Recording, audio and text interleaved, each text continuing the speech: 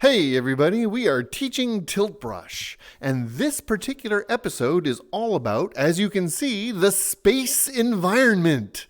Now, there's a few more things going on with this space environment that might be immediately obvious. I mean, the moon itself, that one's pretty obvious, the fact that it's here as an object for us to paint with. It's a lot of fun, it's very useful, but there's more than just that. Let me get it back here. Not only do we have the moon in this environment, but as I move the sky around, you can see the stars in Starfield are moving. And we even have the sun. Let's see if I can bring it down to our level. You can see we have the sun here with a nice little effect and some lens flares going and things like that. If I rotate this a little bit, or move around, you can see even some of the stars themselves seem to move around. I'm actually going to use my controls here to draw a circle around that star.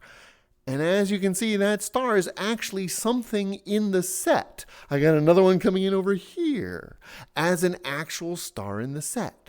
So not only do we have the moon to play with, but we have stars in the sky, and I'm even going to bring the big sun over here close to us. The sun and that flare are actually two separate pieces. So as we get right up close to it, you can see how the sun and the lens flare are not exactly the same. They're two separate pieces right here. So if I draw part of the sun, give it this big sort of solar flare going here, when I go back to normal size and normal location, I can actually see that lens flare. So let's rotate it back around, get us back to where you can see it. But even if I keep the sun far away, you can see what I've been painting on it. You can see the circles I put around those stationary stars. Back to the moon. So the whole point here is the space set, the space environment is actually more than just the moon. We also have the main sun, we have the stars, we have the lens flare. On some systems, the lens flare itself, that little hexagon from the light source, is actually, you can see them, there's another orange one up there. Those are part of the perspective of the headset. So from my perspective, those are lens flares coming from the star itself. If we can bring the star back down into camera, you can see how they're oriented not to your camera, but to mine. So to me, it looks like those little light sources are coming from the star itself. Now, the actual background, the galaxies, the nebulas, that's called the skybox. It's basically a big sphere with a picture in the inside of it. I can actually keep these elements. Let's get rid of the painting there. We can keep these elements, but get rid of that skybox.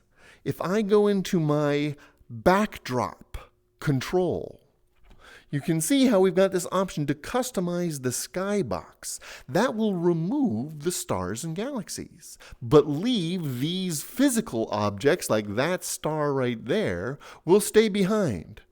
So when I point at and trigger customize skybox, it's going to go from our outer space back to our normal colors, top and bottom. We'll get our fog back in. So when I hit customize, now, instead of outer space, I could put myself underwater. We'll start with a pale blue up above, and then down below, we'll have it really, really dark blue.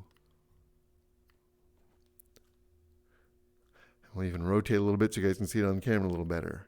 But now, we have still the same elements, still the same stars, still the same moon, but now we can start to control and customize the background colors. You can see now these stars, it's now almost an underwater effect, but all these little elements are still here. All the little set dressings and details. Let's put back to the outer space. There we go, back to outer space.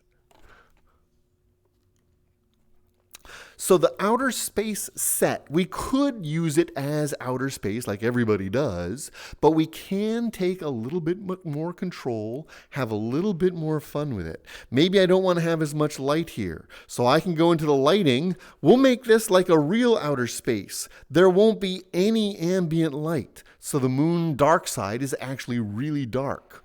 We'll make the sun that slightly yellow. Oops, that's not quite, that's a little too yellow. That's a little too bright, so let's tone down. There we go. So it's still a little bit yellow, a little bit light. If we want, we could bring up some background lighting. We'll keep the sun up here, but then have the moon down here. You can see the dark blue backlight. It's the ambient lighting. But now we'll change the background completely into our underwater setting.